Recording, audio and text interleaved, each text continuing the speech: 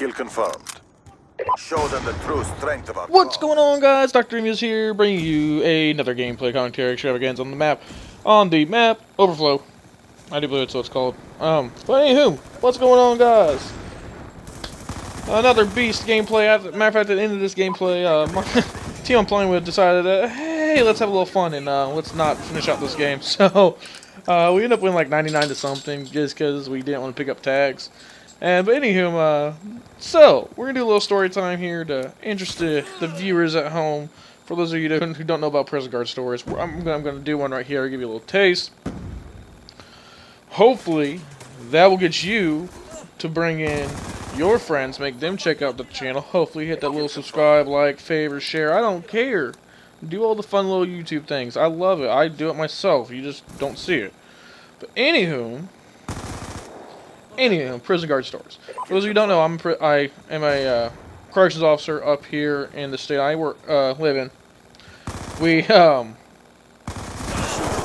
Wow, okay. So, I need to stop watching this gameplay. I have roughly like 8 minutes to do this. So, in the state I live in, I'm a corrections officer. I work from 6 p.m. to 6 a.m. I work 12-hour shifts, and I work every I'll work Tuesday and Wednesday, and then have Thursday, Friday off. And I'll work Saturday, Sunday, Monday, which is where we're at right now. And then I'll have Tuesday, Wednesday off. And then I'll work Thursday, Friday, and then I'll have Saturday, Sunday, Monday off. That's rinse and repeats every 2 weeks. I make roughly $11 an hour. At the facility I work at, I'm about to get a raise to get raised to more, which I'm extremely excited about. As well as, I work my 36 hours one week, like 44 the next, or 48 the next, whatnot. I'm going to also be working extra 4 on my Wednesdays off while I come in for training. Anywho, what have you. I'm going to recap on an old story, give you an idea, a picture of the facility I work at, how it's laid out. So how it's laid out is that the facility holds 3,200 people now, and we have houses on the yard that's A through K. So you got Alpha, Bravo, Charlie, Delta, Echo, Foxtrot, Golf, Hotel, India, Juliet, Kilo. So we got 12 houses on the yard. Each house roughly holds 254 people, broken down into 4 pods. Pod 1 holds 52, or Pod 1 holds 54, Pod 2 holds 59, Pod 3 holds 59, Pod 4 holds 54. Okay, at any given point, there's only 2 officers working a house. Each officer has a set of keys. Only one officer can enter a pod at a time. The other officer has to be posted at the desk, which will oversee the pods and pretty much watches me. So here's where this gets interesting. When you go into a pod, my partner can't come in with me. So if shit hits the fan and 10 of these guys want to jump me and stab me, guess what? I'm screwed. There's nothing about it. So I go over the fact that having a partner that understands the unwritten rules, I guess is the best way to put it, the unwritten rules of the job. The fact that me and my partner both have understanding, and we don't get along 24/7, but he's like a brother to me. We have the understanding that one of us goes in, we watch each other until that person comes out. And the other rule that I have for him, and pretty much any of my partners, you walk in before me, I walk out after you. Meaning, when we go into work together, over my dead body, we will both leave together at the same time.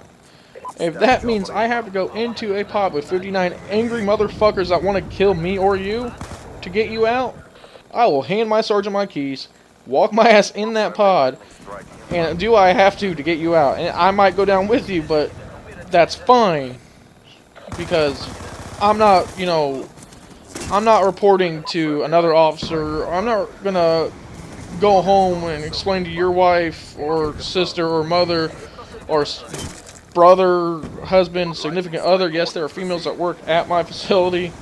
I don't care. I'm not gonna go and be like, well, Mrs. Joe, this is what happened. He went to a pod and got jumped. That's why he's in the hospital with, 20 stitches on one leg, and then, you know, 40 stitches going up the side of his ribs. I mean, I don't. That's not acceptable for me have to explain that. I can't. There's no way I can do that. But anyways, so that's, you know, one of our big ethics out there. I don't know. I think I just had a good idea for my next commentary. But so on a quick little fun note, we had, let's see, on my first year there, not my first year, like first 6 months I was there, Delta, which is, you know, this house that holds, you know, 254 people, Delta, or D unit. If people go to segregation, which are people who get in fights or are violent and can't be in the general population of the prison, they go to D unit when they come out. Which then leads into having more than a necessary amount of gangbangers and gang members in Delta. One day, this guy goes to chow, and this is after the fact, after we found out, but this is how the story goes. The guy goes to chow, he's a new intake, and he makes the horrible decision of telling the people that in his housing unit that he has money. If you ever go to prison, just a little advice, don't ever tell anyone you have money, because the next thing they will do is extort you. And there's nothing you can really do about it. I mean, unless you look like the Hulk, or, you know, you're just, you know, the big man on campus, there's nothing you can do. And you better have friends when you come in, too, because, well, honestly, you'll get ran out by a gang member, you'll get ran up by an officer, you can get ran up by anyone. Well, this guy, tells, oh, yeah, I got money coming to me and everything. Alright, well, give me some money. It's pretty much the response that the pod gives him. He says, no, I'm not going to give you any of my hard-earned money. I'm not going to do that. Screw you. Well, as that plays out, they say, they stop him at the door one more time. They say, well, look, here's the thing. You need to rethink this. You need to give us money, or you're not going to make it out of here. Now there's a threat on this guy's life, saying he's not going to make it out of the facility alive. The next thing you know, he goes to lunch. No, he goes to breakfast, and this is the next day. He slept since then. He goes to breakfast and gets jumped, and evidently gets the snot beat out of him pretty well. I'd imagine if I got jumped by 3 or 4 people, I'd pretty much be screwed, and that's okay, and I'm okay with it. I'm not being macho or anything like that. That's the trueness of it all. So he gets jumped, and then I'm looking for people to spawn right now, and I can't find them. So he gets jumped. And then he goes on about his day. He doesn't report anyone, which I'll be real honest with you. If I get jumped in prison, I'm not going to report anyone, but I'm sure as hell not coming out of my bed.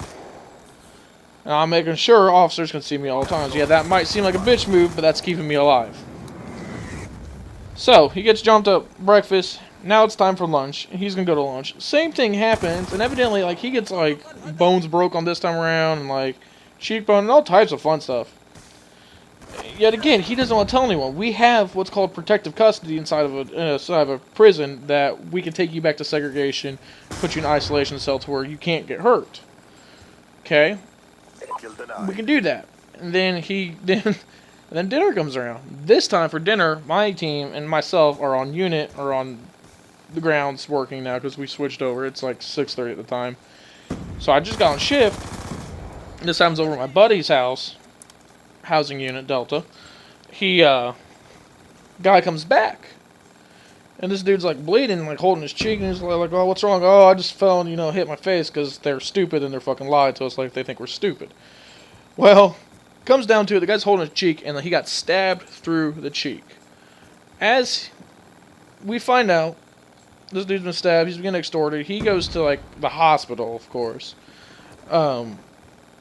But it comes down to about like a month later, we find out who did it. The guy who did it literally had 8 days left, and he was going to go home a free man. Now, he has like 20 years left for attempted murder, and he's not going to get out. It's just that's how crazy things happen, and I hope you guys really enjoyed this. Like I said, if you guys could, if you're a subscriber, get more people to come out, check out the channel. Hopefully we get more followers and I can grow, and so I can succeed at my goals as a YouTube director. Alright guys, well I hope you enjoyed it. I'm out. Total score was 39-8. 19 confirms, 3 denies. I'm out. I love you.